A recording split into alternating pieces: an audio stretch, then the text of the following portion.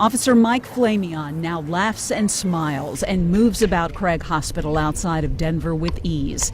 He and his wife Sarah agreed to let us see his home away from home since a bullet severed his spinal cord. All of St. Louis has been following your story, and so many people want to know how you're doing. I'm doing great. I think when we get back home, I think everything's going to be great. We'll kind of pick up where we left off and make a new normal. This is the hospital that has given him a new outlook on life and strength that will allow him to come home to St. Louis later this week. Are you anxious to get home? Absolutely. It's been 4 months. I can't wait to get home and see everybody. I can't wait to see my family. I can't wait to see my squad. I can't wait to see the great people in Baldwin. It's going to be amazing. Flamion is at Craig Hospital because it's one of 2 top spinal cord injury rehabilitation hospitals in the country. Mike is paralyzed from the neck down. He operates his wheelchair by puffing and sipping on a straw.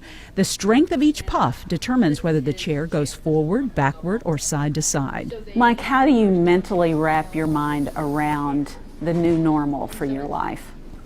A lot of it's got to do with my wife. I mean, she keeps me going. You know, you have them days where it's kind of a bad day, but, you know, whenever she's next to you, telling you that we're going to pick up right where we left off and we're going to keep doing the things we've always done, and that's what keeps you focused on getting better. This is a team deal. We got married. I said I do. That we will work this out to the end. That's perfectly fine. I'm just glad he's here with me. Sarah has been by his side every day. At Craig Hospital, she's learning how to care for Mike. It is a full-time job. Classes here are rigorous. Muscles must be stretched and strengthened. And rotate your leg the other direction. Craig Hospital teaches patients they don't have to give up the life they loved before their injury.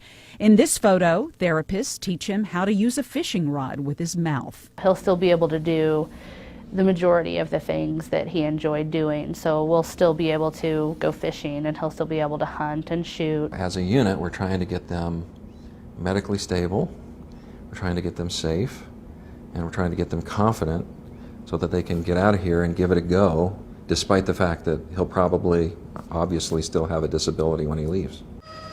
On July 8th, Mike and Sarah's world crumbled after a routine traffic stop in Baldwin ended with Mike being shot. The first thing I can remember is waking up in the hospital and asking my wife what happened.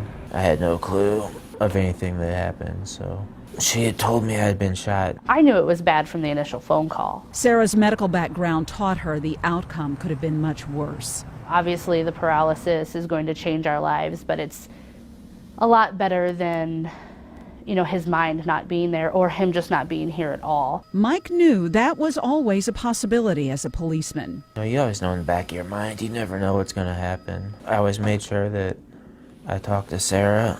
She knew I loved her, and if something bad happened, I would hope that she would always remember that. Mike's room is lined with police patches from across the country and cards and letters from children and adults all over St. Louis.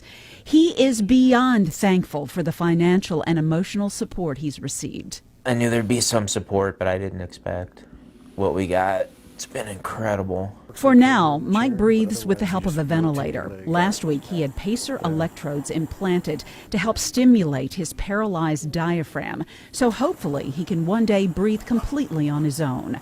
That's your workout. The Flamions aren't the same scared, overwhelmed police family who arrived at this hospital in August.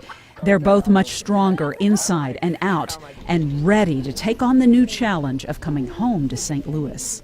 Do you feel lucky to be alive? Absolutely. Well, Mike is scheduled to fly home Thursday. They will move into a temporary apartment while their new home is being built.